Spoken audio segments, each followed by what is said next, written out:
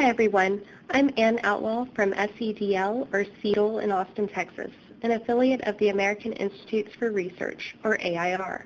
I will be moderating today's webcast entitled Comprehensive Behavior Supports for VR Clients. The webcast is offered through the Center on Knowledge Translation for Disability and Rehabilitation Research, or KTDRR, which is funded by the National Institute on Disability, Independent Living, and Rehabilitation Research, or NIDLR. I also want to thank my colleague, Joanne Starks, for her support for today's webcast.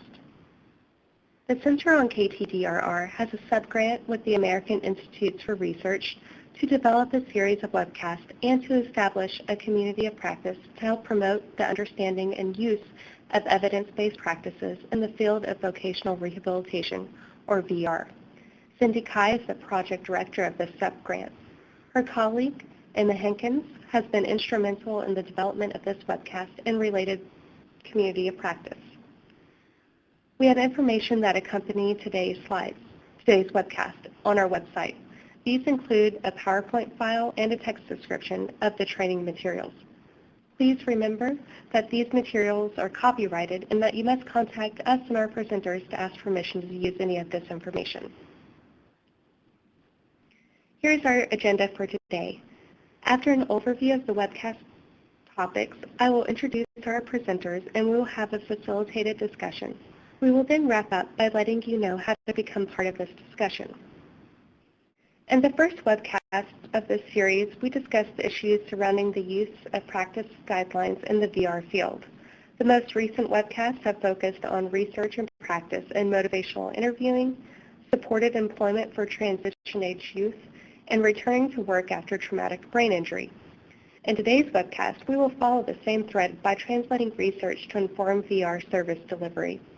We will have a dialogue with a researcher and two VR practitioners to discuss comprehensive behavior supports for VR clients. In our dialogue today, we will discuss four central questions. First, what is behavior support and why do we need it for VR clients? Second, how is behavioral support provided for the VR clients and by whom? Third, what are some of the VR practices in providing behavior support? And finally, what are the key issues that VR practitioners should consider in providing behavior supports to their clients? We are happy to have three panelists with us today. Christine Hoffner-Barthold, PhD, is an assistant professor of special education at the Graduate School of George Mason University. Richard Kreiner, MS, is the Autism Research Coordinator at Virginia's Department for Aging and Rehabilitative Services. And Jessica Steele, MA, is Virginia's Department for Aging and Rehabilitation Services ID/DD Employment Resource Consultant. Now I'm going to turn it over to Chris, who will start off with key concepts and research about behavior supports, followed by Richard and Jess, who will share how they have provided behavior supports to their clients. Chris, please take it over. Thank you, Anne. First, I wanted to talk a little bit about what behavior is. And the first thing that you have to keep in mind is that behavior is anything that we do. So for purposes of this presentation, I'll use the term problem behavior to refer to issues that are addressed in behavior supports. While often we prepare students for the work environment by analyzing specific tasks required on the job, it's really the soft skills that clients tend to struggle with the most. For example, things such as getting to work on time despite extensive travel training, appropriate communication with coworkers and supervisors, hygiene, asking for help and more work, or independence in work and with activities of daily living. And often these skills are not necessarily a priority in K-12 education, since they don't really interfere with instruction. Yet it's often the people who are considered, and I want to put this in quotes, high functioning, who have the most difficulty securing and sustaining community employment. That is, the people who seem to have the most skills tend to struggle the most with those soft skills. And often what makes adults a little different are these challenges tend to be complex and long-term. which makes intervention with adults a bit more challenging than interventions with kids. So what exactly is a behavior support? It's important to note that behavior supports are comprehensive and they're implemented in the natural environment to both reduce problem behavior and teach appropriate alternatives. I like the definition by Rob Horner that he had in 2000, which is make problem behavior ineffective, inefficient, and irrelevant. And that is that supports should be so that the individual no longer needs to engage in problem behavior. You've given them an easier alternative that's more socially appropriate. And behavior supports should be comprehensive, and they should consist of very good assessments of the triggers of problem behavior as well as how people in the environment respond to it, because that'll help us make the changes. We want to make sure that we're assessing social and communication skills, those soft skills that I talked about earlier, and social and other environmental factors such as the individual's schedule, possible stressors, family dynamics, etc. We really want to talk about what motivates the individual or what is their reinforcers. And once we do that comprehensive assessment, also known as functional behavioral assessment, which we'll talk about in later webcasts, the results should be incorporated again in a comprehensive plan. It's important that this plan is implemented in the natural environment as much as possible to maximize long-term maintenance gains. It's not really good to do pull-out or try to do this in a clinic. It's much better to do it right in the natural environment. And this plan should consist of preventative supports such as visual schedules, organization of the work environment, or other types of reminders. Teaching appropriate behavior that could replace the problem behavior, for example, asking for help instead of walking around scripting. Reinforcement of appropriate behavior, for example, asking for help should probably result at first in immediate cheerful help. A consistent plan on how to respond to inappropriate behavior that's agreed upon by all stakeholders, and continuous progress monitoring and plan revision. A little talk about what behavior support is not. And I think this is the most important part. Behavior support is not counseling. It's coming up with a teaching plan that helps people increase their skill. It's also not a one-time observation and plan. This is an ongoing set of supports. And it especially is not a way to control the individual. It is to teach them skills to get them to where they want to be. So it's very important that this is not a control procedure. So as you can see, comprehensive supports require a lot of work, and they also require the buy-in and input of the employer, the individual, the job coach, the rehab counselor, and other natural and paid supports, such as family members. There are a lot of good reasons to refer for behavior supports, and we encourage you to kind of think outside the box. Think behavior supports early and often. But these are some reasons why people may be referred for behavior supports in both my practice and in my research. One of them is that if you have an individual with multiple terminations, more intensive supports might help. If you have an individual having trouble with the interview process and the soft skills that have to do with that, more intensive supports can help. If you have an individual whose communication and social skills are leading to placements that don't match the job skills or interests of the individual, more intensive supports can help. And if you have a client at risk for multiple employment failures, more intensive supports can help. And while behavior supports are often associated with clients with autism spectrum disorder, it's important to note that any client can really benefit from behavioral supports. And I encourage you to think, when in doubt, refer for support.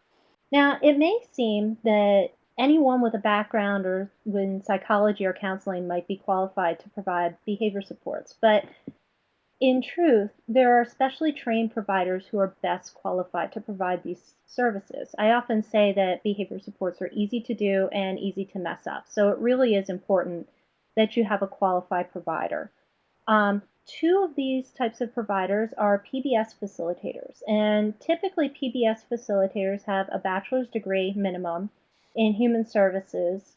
They've had an endorsement board interview, and in Virginia, it's a recognized endorsement. So PBS facilitators are the first line. Also, board certified behavior analysts. BCBAs have a minimum of a master's degree and have at least 6 rigorous graduate courses in applied behavior analysis. They're required to engage in intensive practicum and are required to take a national board certification exam to show competency in applying behavioral principles. Now, in some states, such as Maryland, Virginia, and Pennsylvania, BCBAs are also required by the state to be licensed to practice. However, that's not universal. While sometimes BCBAs are associated with doing one-on-one training at a table in a very contrived environment, they really are prepared to create community-based supports as well. Now, the number of individuals who are qualified to provide adult services is growing, but it's a good idea to verify with the BCBA you hire that they have experience working with adult populations. Like I said earlier, it's really important that you take a team approach when supporting people with inappropriate behavior in the environment, and it really does require a systems approach. Who provides the support? Much like in supported employment, the behavior analyst or the PBS facilitator will come in, do the comprehensive assessment, make the plan, help to troubleshoot, will provide training, may model the intervention, but really it is the entire team that provides the support. Ideally, the individual sets their own goals for intervention, and in the end, it's the natural and paid supports that are really doing a lot of the work. So it really is important that you have a team that works together in that process. And who pays for it? I'm actually going to turn this over to my colleague Richard Kreiner, who can talk a little bit more about funding sources. I think he may be talking about this a little bit later as well. Thanks, Chris. So I'm going to share a little bit of information today about Virginia's Therapeutic Behavior Services, which is our model for addressing the behavior support needs of consumers of our VR agency who are receiving our services. I want to start a little bit on the origins of this service item and where it came from. So in terms of our agency's approach to behavior service and our interest in developing these services, it really initially sprang from our involvement in a NIDR DRIP research study that we did in collaboration with VCU RRTC. And in particular, one of the research studies that we did where we were replicating a project search model that focused on individuals with autism, we included positive behavior support interventions as a core component of that model. And as we carried out the research study, we found that there were certain components of that model that were really key to the success that we were observing at that research site. And a major part of that were the behavioral interventions that we were providing. And so on this slide right here, what did we learn? Or the Virginia model. This is an example of the kind of things that when we looked back at that research site and the types of interventions that we were using that crosswalk to behavior practices that we found to be very important. And so when we went about developing our model here in Virginia and created a service item that we could create access to for our VR counselors to purchase these services for our clients, we wanted to be sure to integrate those things that were effective. But real quickly, just looking over this, some of the things that were included at that project search site that we thought were good and really served as a good template is you can see a mix of things here. Everything from doing just good proactive environmental interventions in terms of creating structure, providing visual supports, priming with folks, doing skills development training, and then kind of at that next level up, we also ensured that there was access to a behavior consultant on site who could work with individuals and their support teams in that environment and go through the full process of completing a functional behavior assessment, facilitating the team, developing and implementing a plan. And so these were the things that we really looked to as we went about developing our model here in Virginia.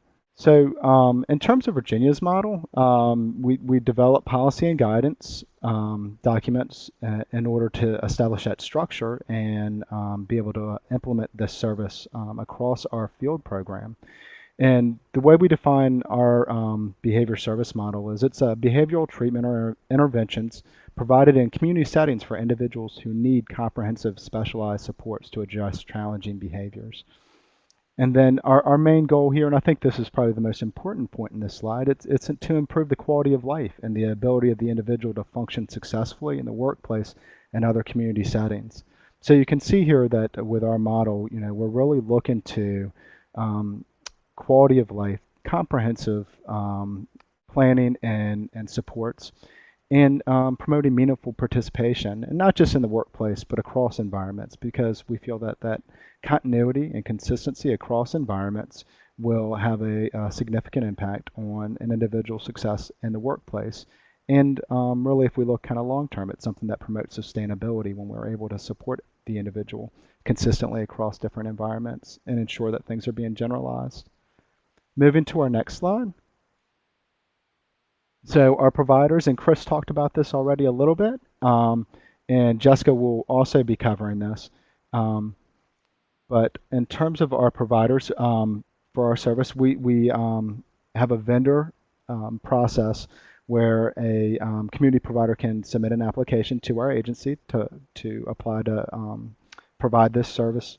And if we're working with a consumer, and in Virginia, we do have a financial means test, but if they meet our financial means test, which means that they would qualify for paid services, a VR counselor, and Jessica's going to talk to y'all a little bit about this in more detail later on during the presentation, but our VR counselor can work with a vendor that's been approved by the agency who is either a applied behavior analyst or a positive behavior support facilitator to authorize and implement these services. And then again, just to piggyback on what Chris said, each state's going to be unique in terms of how your provider credentialing is managed. In Virginia, we have a training program and an endorsement board process for credentialing our positive behavior support facilitators. And then we also have our Board of Health Professionals has a licensure process for our behavior analysts. Moving to the next slide, in terms of the services, the types of things that we have outlined in our guidance and model on the service, our behavior services, include an array of services to include preliminary consultation with the team, kind of that intake assessment, and we see that as an opportunity for a provider to meet with our rehab counselor and learn more about the individual that is seeking service, and to determine whether or not the behavior service interventions are going to be a good fit for the individual. Sometimes it's not only about determining whether or not the individual needs or is going to be a good fit for the intervention, but it can also be a chance for the rehab counselor and that provider to talk about what they're looking for in terms of a provider and in terms of availability and expertise. And again, Jessica will talk a little bit more about that. We also include a functional behavioral assessment intervention as part of the service array, as well as a written behavior support or intervention plan, a positive behavior support plan, in other words, as well as we require that our providers are able to develop and facilitate a behavior support team, and then provide training to the members of that support team, as well as the individual they'll be working with to implement the recommendations within that plan. I want to talk a little bit more about the support team, and we see this as really a critical component in our model to the extent that we feel like in order to really be able to implement a behavior services intervention, that we need to have that support team in place. Now it's the provider's role, once we have that support team in place, to be able to coordinate and facilitate that support team as they go about completing the assessment and developing the plan. We always, our providers tend to take the perspective here in terms of the way we implement this model that it's the members of the support team that are really experts about that individual that we're going to be supporting, and that their input is critical in terms of developing the goals, defining the behavior, implementing the interventions, and identifying challenges are areas that might need to be tweaked as we go about implementing the plan and promoting the individual's long-term success. Um, it's crucial to ensuring that the services are supported across environments, and that kind of goes back to that point about continuity. And so if you look at a typical support team here in Virginia, although I don't know that we could really say there's a typical support team, but some of the providers and support team members that we're seeing frequently on our support teams would include family members, our community rehab providers. We call them ESOs here in Virginia. So we typically have a job coach or another provider that works for that ESO who may be providing community-based services like functional skills training sitting on the team, and or anybody else that we identify as a valuable contributor to that support team. And it tends to really be based on the environments where we're going to be implementing the plan and the context of that goal. Again, that last bullet just hits on the fact that we see the behavior support specialist as the key person to ensure that the teams are developed and facilitating that team process. So in terms of what do our providers do, I talked about the service array, and really that's kind of the checklist or the task analysis of what our providers do. But based on our model and our vendorship criteria and the services that we are looking at purchasing for our consumers through those vendors, we're promoting a process, a behavior intervention process that is both formal and scientific in approach. So both positive behavioral supports and behavior analysis are well-known evidence-based interventions that have been found to demonstrate a positive impact for individuals when applied with fidelity. Our focus here is on positive behavior change, and so it's really about promoting quality of life and meaningful participation and removing obstacles, and whether that means understanding how to go about modifying environments to ensure the individual is able to navigate a situation because we're providing visual supports or more predictability or more structure, to addressing skills training needs and looking at ways that we can support an individual with learning new skills so that they can be effective and have meaningful participation in those target environments. We also recognize that as we're working with folks that we might identify a list of challenging behaviors or concerns as the providers working with the support team. But we also want to emphasize the need to prioritize those things that are the most important. You know, what are those core challenges that we feel like as a team that if we direct some interventions towards, that will have the most impact for the individual in terms of their ability to participate and find success in those target environments that we're looking at. And so continuing on with what the providers do, the provider, after they have developed the team and they've gone through the assessment process, and we use a functional behavior assessment process, which includes a mixture of different activities, direct and indirect observation, records review, working with a team to operationalize the behavior, and including a number of things. And this is something we'll get into more detail in a follow-up session with you guys. But after that work is done, they would develop the plan and provide a plan to the support team as well as our rehab counselor that outlines the specific interventions and strategies that are going to be used across the various target environments that we're looking at. The provider also then works with a team to train them. So, for example, if we're implementing a behavior plan in the workplace, and the job coach is being asked to implement some skills training strategies or some visual support strategies, and this is something new to them, our behavior provider would work one-on-one with that job coach, possibly model the behavior, depending on the situation in terms of the workplace. If it's a workplace where it's not feasible to bring the provider in because we want to respect that business and not interfere with the business operations. It could be something that was done off-site where the training and support's provided, more of a coaching kind of model. We've also had situations where we've developed behavior plans, and part of the plan includes some strategies that we're going to put in place to support the individual and the home environment.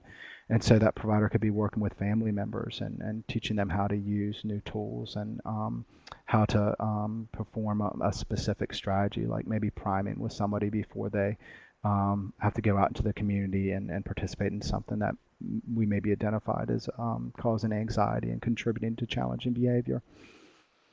The other thing that we want to do is, as we deliver our behavior services, we want to make sure that we're tracking progress so that we can determine the impact of the interventions and strategies that we're using. And our behavior providers are either collecting data themselves or, again, teaching and supporting members of the support team with data collection tools, and so that we can take a look and see what kind of progress we're making.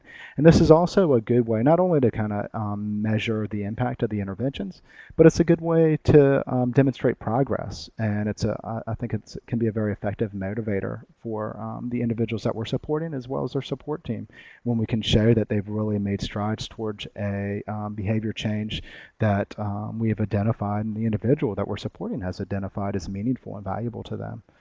And then we're able to come back and make changes to the plan as needed. The reality here is that, in a perfect world, we would do our assessment, facilitate our team, identify the behaviors, identify the interventions, and implement it, and everything would work great. But it really just doesn't happen that way. And so frequently, the value of that team process and a key role that our behavior providers play is to be able to bring the team back together and take a look at things that may not be working and come up with alternate strategies, or address maybe a training or support need in terms of somebody on the support team who's struggling with implementing something.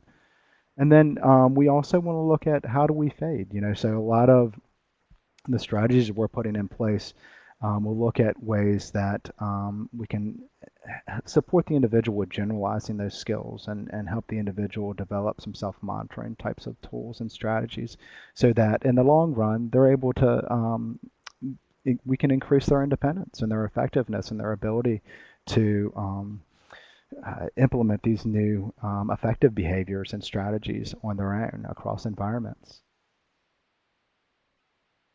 So in moving forward, you're going to get a chance to hear from Jessica Steele, who's one of our rehab counselors here in the agency, who has been using these behavior services and working with our providers and supporting our consumers through this intervention package. And she's going to talk to you a little bit about the service delivery from her perspective and what she's learned, and kind of the key considerations for a rehab counselor as they go about providing these interventions. All right, thanks, Richard. There are several factors to think about when choosing a TDS provider. The goal is to find someone who will best match the needs of the person you're working with. So factors to consider include the provider's specialty, their availability, and also their experience with a team-based approach. Providers may specialize in certain disability populations, so whenever possible, it's ideal to link the individual you're working with the provider who's experienced with the same disability that your client has. Some providers only have experience working with a specific age group, and most commonly you'll find that age group will be children or school-aged youth. So again, it's important to link the person you're supporting with a provider who has experience working with people of a similar age as them. Behavior support specialists use strategies that may not be appropriate or effective for the adult population, so we need to always ask potential providers what age groups they've worked with. Since finding providers that have experience working with adults can be challenging, it's good for your area to be looking at ways to develop the pool of adult providers so that you have resources for people to access when they need them. For vocational rehabilitation, we're looking for providers who not only have experience with the adult population, but also who have experience developing plans of support in the employment setting. And Carol Schultz from VCU's Autism Research Center captures some of the challenges that are unique to the employment setting. She does this in her article, Positive Behavior Support, Supporting Adults with Autism Spectrum Disorders. She wrote that providing PBS at work presents challenges related to many factors, specifically the fact that PBS must be implemented in the visible public context of work may make it more difficult to implement. She also talks about how there's typically a smaller number of paid support staff to implement the intervention, especially compared to the school setting, and that adults, and in this article she's specifically talking about adults with ASD, but as Chris mentioned, behavior support services are for people with any type of challenge, but specifically adults usually have limited access to staff with behavioral expertise while they're at work. And again, employers typically have a lower tolerance for the time and resources it may take to implement PBS interventions at the work site. But despite all this, positive behavioral supports and therapeutic behavior services as a whole have and they do take place on the job, and this is done through interventions that are specifically designed to fit in these community-based environments. Again, though, having a provider who has experience working within the confines of the employment setting and who's dealt with the unique challenges that occur in these settings is really important. Another factor to consider is provider availability. Teams need to think about the intensity of support that someone requires and if there are specific times of day or days of the week that the person needs those supports. A discussion about the individual's needs and then the provider's availability should happen up front so that individuals can be matched the first time with a provider who's going to meet their needs. The location of where services are to be provided is another factor. Some geographic areas may have little to no providers who have experience working with adults in the employment arena, so this could be a barrier. With STARS, we've experienced this, and when this has happened, we've tried to look at creative ways to provide quality PBS services to individuals in need. One way we've done this is by partnering an experienced provider from another part of the state with a new provider in training. And this has built capacity for the area that needs it, which is very good for the long term, but it also has ensured that the individual receiving the services is getting quality support. So the experienced provider has been able to guide and mentor the new provider in the behavior support services. And then finally, another important consideration includes looking at the provider's experience with a team-based approach. At DARS, we believe that having strong teams can make the difference between a successful employment outcome and an unsuccessful one. So we look for providers who have experience working in teams, that they're comfortable in this environment, and that they're effective in helping teams to join together for the common goal. Next slide.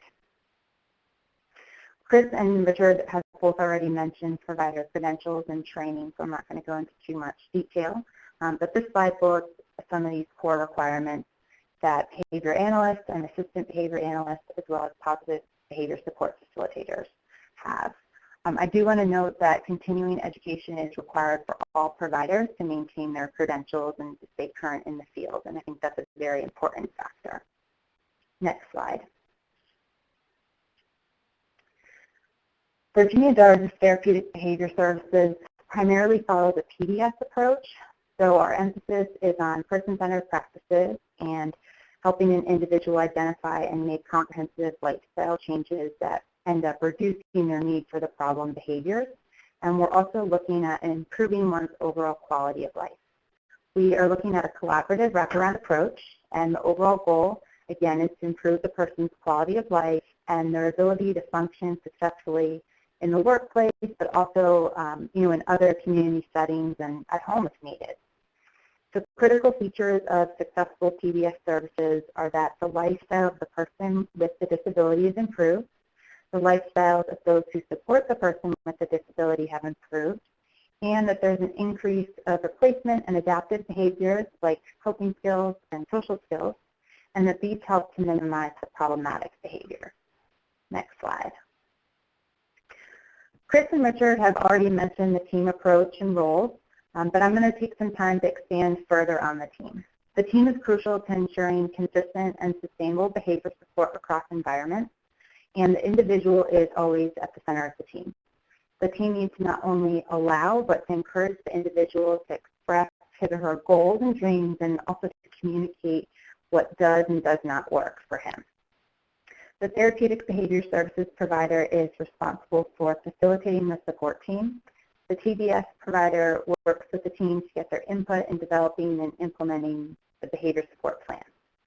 Other team members can look different for each individual. So for DARS clients, the vocational rehabilitation counselor, which we abbreviate as the VR counselor, will always be part of the team. The VR counselor works closely with the TBS provider to coordinate the team and facilitate collaboration. I'm going to talk more about the VR counselor's role in the next slide, but I did want to make sure to mention them here. Family members can also be part of the team and can be crucial components to the team. Families can provide critical information on who the individual is as a whole, and they can help identify effective strategies to best support their loved one in reaching their goals. Supportive families can totally make all the difference. Families that are willing and able to follow the behavior support plan at home and in the community promote consistency of expectations across environments, and this is very beneficial to the person in order to promote the positive behavior change that we're looking for. Family members can also help the person with reporting back to the team about the components of the plan that seem to be working well and the areas that need to be tweaked. The job coach is another critical component to the team. So the job coach helps implement the plan on the job and reports back to the team about what is and isn't working. The job coach also helps with teaching the individual replacement and adaptive behaviors like self-monitoring, coping skills, and social skills. To be most effective, we need the PBS facilitator and the job coach to develop a strong working relationship and to really have open communication. Since the PBS or whoever the therapeutic behavior service provider is, since they're often not at the work site, they're going to be relying on the job coach for feedback about how the plan's going, what the challenges are, and the individual support needs. Other stakeholders that may be part of someone's team could be therapists, case managers, friends, could be coworkers. It really just all depends on who's important in that person's life. Next slide. So now let's talk about the role of the VR counselor. In Virginia, the VR counselor is the one to coordinate, sponsor, and monitor therapeutic behavior services. If there's concern that an individual's behavior may be a barrier to either preparing for, obtaining, or maintaining employment, then the VR counselor should speak with the individual and the team members about TBS. And we start by educating the team in what TBS is. Oftentimes team members may not be aware of this support service. Next, we suggest consulting with the TBS provider to explore if this would be a viable service for the person. So with the person's permission, the VR counselor then consults with the TBS provider, and sometimes it might have to be providers in order to figure out the best match. And these consultations usually take place over the phone, but they also could include a team meeting which the TBS provider would attend. If the team feels it's appropriate to move forward, then the VR counselor coordinates with the TBS provider to initiate services and support. The VR counselor works closely with the provider to help identify the appropriate and necessary services, and the counselor helps the team to understand the purpose of therapeutic behavior services, the employment-focused goals, and a timeline for services. And I mentioned employment-focused goals because while DARS is looking at the individual in a holistic manner, the purpose of VR services is to help people achieve employment. So the VR counselor helps the team remember the end goal we're working toward in order to help shape the plan in a way that will facilitate achieving an employment outcome. Most times if someone's receiving therapeutic behavior support services, they're also receiving other services through DARS. So it's the role of the VR counselor to coordinate implementing TBS with other DARS services and to make sure that all team members understand how to braid these services together in order to promote a positive outcome for the person. It's also the role of the VR counselor to work with the TDS provider to ensure that the team members understand their roles and responsibilities. I want to mention that there have been times when TDS providers have been brought on board with teams, and after the intake assessment and SBA has been completed, it's been determined that either the individual doesn't need a full-blown behavior support plan, or a plan wouldn't be helpful until the individual has secured employment. And maybe that's because of a lack of family support to implement the plan at home, or it could be for a variety of different reasons. So in these instances, guidance and behavior guidelines have been provided to the team. When this happens, it's the role of the VR counselor to work with the team to identify how to incorporate the guidance and guidelines that was provided. One way that this has been done is by involving a community support services provider to work with an individual one-on-one to learn how to use apps on her iPod Touch to help her cope when feeling overwhelmed. So that's one way we've done it. And for those not familiar with community support services, this is a service that can be sponsored by DARS to help a person overcome deficits in non-vocational areas of life that may adversely affect their ability to either gain or maintain employment. Finally, it's the role of the VR counselor to review all reports and plans written by the TDS provider and to authorize and pay for any DARS-sponsored and approved TDS services. Next slide. As a VR counselor, I witnessed a lot of benefits of therapeutic behavior services. First, I've seen a decrease in behaviors that were getting in the way of a successful transition to work. So whether it was anxiety manifesting as work avoidance, aggressive behavior or aggressive language, not respecting another's personal space or property, challenges with performing personal hygiene tasks necessary for work, the list can go on and on. But I've seen TDS help people to not let these obstacles be barriers to employment. DARS has had individuals achieve successful employment outcomes really because TDS has helped them decrease the problem behaviors that were roadblocks. For many individuals I've worked with, TDS plans have included strategies to help the person increase their ability to self-monitor and recognize the warning signs of feeling that, if they were not addressed, they would lead to the problem behavior. So increasing self-monitoring, when it's coupled with the teaching strategy, this can be really helpful for someone to minimize the existence of the problem behaviors. For one person, this is done by having an alarm go off at set intervals to prompt the individual to go through a list of emotions so he could rate where he was at for each emotion.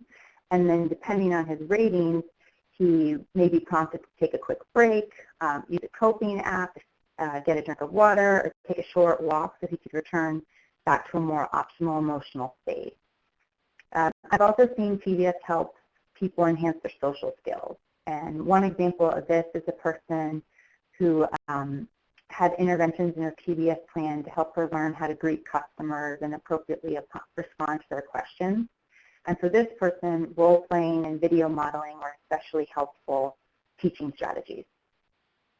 Increasing independence is another positive outcome I've observed among many of the individuals I've seen receive TDS services. I've seen strategies put in place at home to help people independently remember and follow through with personal hygiene tasks, with chores, and with job search activities.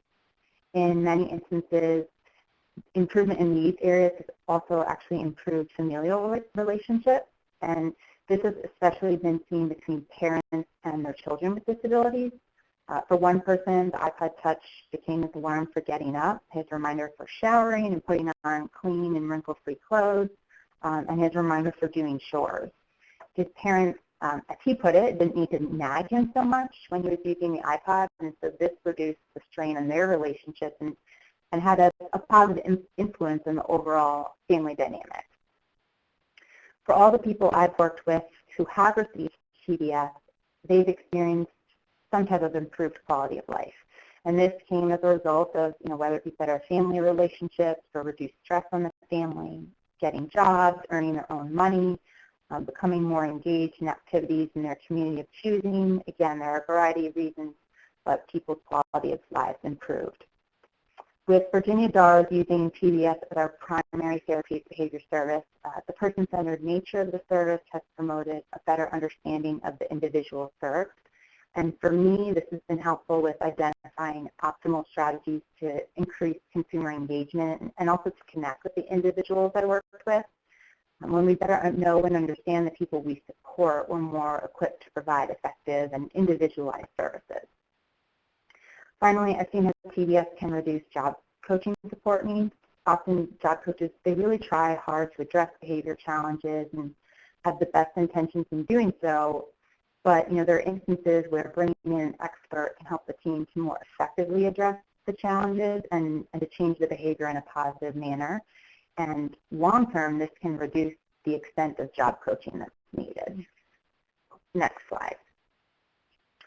I've given some examples of successes as I've been talking, but I want to provide you with 2 specific success stories to help you conceptualize how PBS can be used. So my first example is of Amy. Amy came to DARS several years post high school, and during the time between her exiting school and coming to DARS, she was engaged in very little meaningful activity. Primarily, she was sitting at home, not doing too much, and she had lost a lot of the skills that she had developed throughout her time in school. Amy was able to clearly articulate that she wanted to work, but when she participated in work assessments and would meet with her job coach, she demonstrated what we call work avoidant behaviors. So these behaviors included shutting down when she felt overwhelmed, cursing, crying, and refusing work. Through the assessments and information gathering process, it was apparent to the team that Amy was totally capable of completing work tasks, but that she would have a difficult time getting and keeping a job if she continued to display these work avoidant behaviors. So Christy Sedman, a PBS facilitator from Did Lake, was brought on board to help Amy and the team better understand what triggered the work avoidant behaviors and to come up with strategies to help Amy start implementing positive replacement behaviors. Anxiety, fear, and feeling overwhelmed, and also stress at home were the major triggers for Amy, and unfortunately she was not using any healthy coping strategies. And getting to know Amy, getting to know her home life, her interests, the team was able to develop a plan that included teaching Amy healthy coping mechanisms that she connected with, and so this was through a process of trial and error. We figured out that one of the best ways to help Amy feel safe and less anxious was simply by letting her look at a picture of her dog on her iPod Touch. She was very attached to her dog. And that was a very easy, totally free strategy Amy could use. Amy's job coach and PBS facilitator worked closely with her at her place of employment. The employer was very open to having both the job coach and the PBS provider on site, and they helped Amy learn how and when to use her coping strategies so that she was better able to respond to her emotions rather than react to them. By teaching Amy self-monitoring and also the coping techniques, this minimized the amount of overwhelming emotions that Amy experienced, which in turn decreased the amount of time that Amy displayed the problem behaviors that I had listed. And so this allowed Amy to be in a better place to learn and carry out her work duties. Greg is another success story. Greg's job was at risk because he struggled with the unwritten rules of work. So one challenge Greg had was taking coworkers' food from the break room. Greg would steal other people's lunches, and if a coworker or maybe one of the supervisors brought in treats for the group, like donuts in the morning, Greg would eat them all. So although Greg was excellent at his job, he was super productive, this behavior was getting in the way of his job security and was resulting in a lot of coworkers and supervisors being frustrated with him. So it was no longer a positive working environment for Greg. PBS was implemented with Greg to help him retain his job and to learn how to respect other people's property and understand and abide by the unwritten social rules of his place of employment. For Greg, Kelly Tucker from the Choice Group and Justin Creech from Positive Behavior Consulting supported the team in the PBS process. In getting to know Greg, the team realized that increasing the structure in his day and writing down certain unwritten rules that he could visually refer back to would be very helpful for him. So the team created a positive behavior support checklist. And the checklist said that Greg would continue his morning routine of waking up at 7:30 each day, and it specified that he would eat a very big breakfast. It said Greg would arrive to work at the same time each day. He'd clock in. There was a specified time for when he'd clock out, and that he'd wait in the lobby, and he could listen to his iPod if he wanted to have helped him avoid distractions while he was waiting and from getting into some problematic situations. Greg was to review his rules for on the job twice a day with a specific coworker, and he was to read the rules out loud. And these rules included things like walking at the workplace versus running, using an inside voice, keeping his hands to himself, and only eating the food he brought to work unless he was given permission from his supervisor to eat something else. Since Greg responded positively to praise and acknowledgement for doing well, his behavior support plan included Greg being recognized for following his work rules. So Greg's supervisor and a couple of specific coworkers were on board with providing this acknowledgement and encouragement to Greg, and they would do so every day that he followed what were once unwritten, but now for Greg, written work rules. Greg's plan also included him receiving support at home with practicing what's an appropriate amount of food to take when food is laid out for a group of people.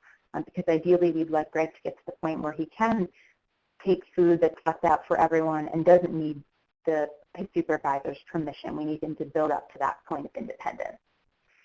And Greg's plan also included action steps for if he was struggling. So if he was having difficulty with making any of the needed behavior changes or struggling in some other way, Greg's supervisor knew that he was to contact Greg's job coach, and then the job coach would get in touch with the behavior support facilitator. And with this plan, Greg was able to retain his job. He started feeling better about himself because he was doing well and receiving praise, and was no longer in an environment where there was criticism and constant warnings that he would be let go. Next slide. Finally, I want to share some of what I've learned as a VR counselor who's coordinated and monitors therapeutic behavior services for individuals. I've had many people benefit from TDS, but I've also learned that TDS isn't a silver bullet fix. So I think it's important for VR counselors and professionals to understand the challenges often associated with TDS, because by acknowledging the challenges, we can then look for solutions. And then also by being aware of some of the challenges up front, teams can better prepare for how to kind of overcome these challenges and how to structure the services and supports in a way that will optimize successful outcomes. So the first challenge I want to talk about is how TDS can be very time intensive. This in and of itself isn't a challenge, but when you have when you're a VR counselor and you are working with 150 or 200, sometimes more clients, the extensive collaboration that's needed for effective TDS, it can be really tough to fit into your schedule. So being proactive with planning for team meetings is one way to minimize this challenge. I've seen teams that they'll initially plan for monthly meetings, and they set these up very far in advance, and this ends up being really helpful to the team. When the monthly meetings are planned out, it ensures that the counselor and other team members have carved out time in their schedule to get together as a group, and it allows for the team to stay connected. And also with monthly meetings, the team can be really proactive when issues arise. The challenges can be addressed before they spiral out and become major events that would only turn into needing more time and money to resolve the issues. Another challenge is the need for support across environments. I've worked with multiple people where they didn't have the support of their family to implement interventions at home or in the community. So the work site where the job coach was became the only environment where the plan could be implemented. And this meant that we could do very little to help prepare an individual for employment in terms of trying to elicit some positive behavior changes. We had to instead wait until a person started working to then put the plan in place and tweak it as needed. And this can be done, it's been done, and I've had people be successful, but it's just more ideal when we can have support implemented across environments. As I mentioned before, TDS isn't a silver bullet. It does have its limitations. So, for example, TDS can't resolve family systems challenges. If the problematic behaviors are in part the result of family systems issues, then a skilled family therapist needs to be involved. We can't rely on a TDS plan to change ingrained family issues. Another challenge is the need for more qualified providers, and specifically for qualified providers who have experience working with adults. I've mentioned this before.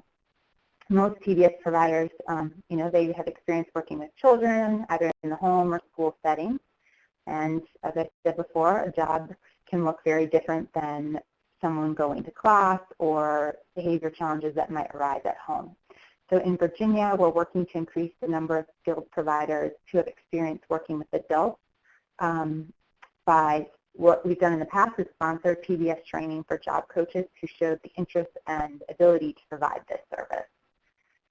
Hesitancy among VR professionals to explore TBS for a person is also a challenge that I've observed.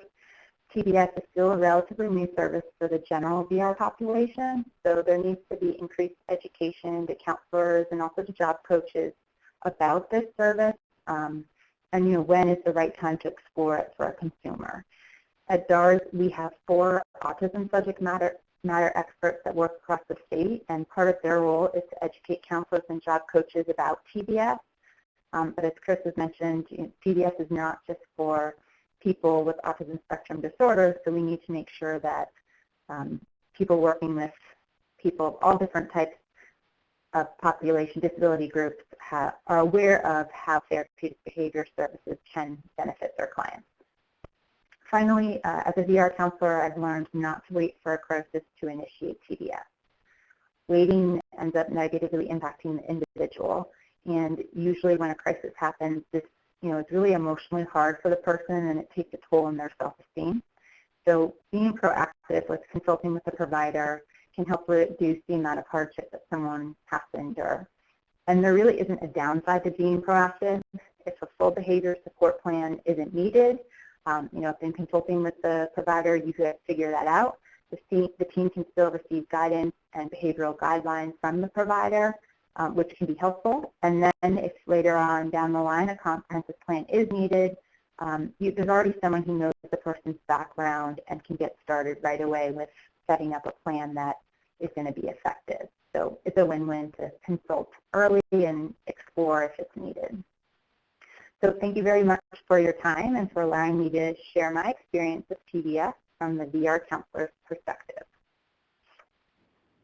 Well, thanks, Jess, and thanks to Richard and Chris as well.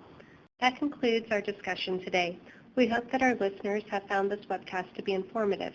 I want to remind you that today's event is one of a series of webcasts on knowledge translation from VR research to service delivery. Also, we intend that these webcasts will foster the creation of a community of practice where this dialogue among researchers, educators, practitioners, policymakers, and other stakeholders can continue to inform and serve those dedicated to VR and its goals. To stimulate more discussion, we invite listeners to contact us to provide your input on today's webcast, to share your thoughts on future webcast topics, and also to participate in the community of practice to continue this dialogue. We'd like to hear from you because your views can inform and shape our future work. You can contact us at the email address shown on the screen, which is ktdrr@sedl.org. And we also appreciate your input about the webcast by completing a brief online evaluation form. The link is right here on the PowerPoint screen. Everyone who registered will also get an email with the link to the evaluation form. Also, we have developed a follow-up webcast on comprehensive behavior supports for VR clients, which will take a closer look at the application of behavior support services, such as functional behavior assessment, team facilitation, plan development, and implementation. You may find more information about this upcoming webcast on our website at ktdrr.org. Once again, I would like to thank Cindy Kai, Emma Henkins, and Joanne Starks, and our colleagues at AIR and CEDL for their support. We also appreciate the support from NIDLR to carry out this webcast and other activities. On a final note, I'd like to conclude the webcast, and we look forward to your participation in our next event. Thank you.